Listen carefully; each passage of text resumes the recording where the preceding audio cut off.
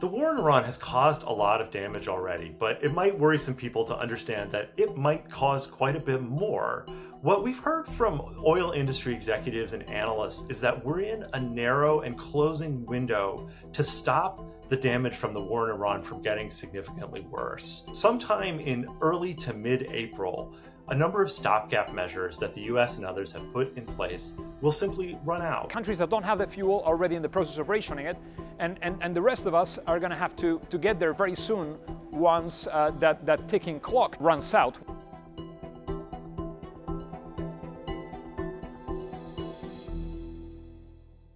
So this isn't the first time the world has gone through a big oil crisis. We did this in the 1970s, the Arab oil embargo.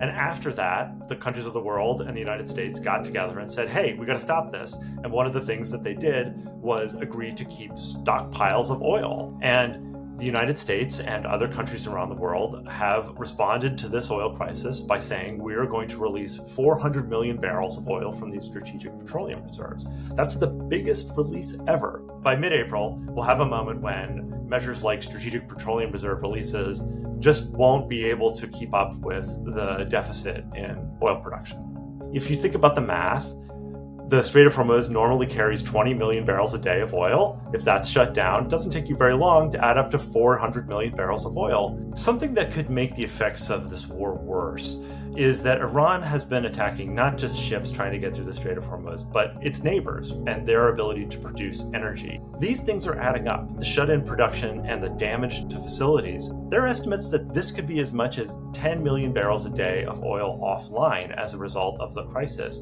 And that won't snap back if the Strait of Hormuz reopens quickly. The Trump administration says that it has a plan to get oil flowing again. They've taken a lot of steps to get oil onto the market, releasing oil from the strategic petroleum reserves, for instance, and that really has helped blunt the damage, at least to the US economy. So we do see energy markets reflecting some of that point of view for now.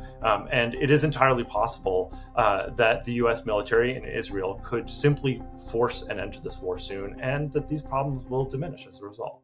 If you look out at the financial markets, including the energy markets, you might not see that much worry. We saw the price of oil shoot up after the war started, but it's been relatively stable at about 110 barrels for the price of Brent.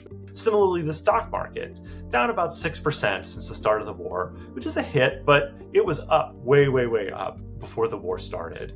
What's happening is that those financial markets are incorporating a lot of optimistic scenarios that we're going to learn in the next couple of weeks whether these can really come true or not.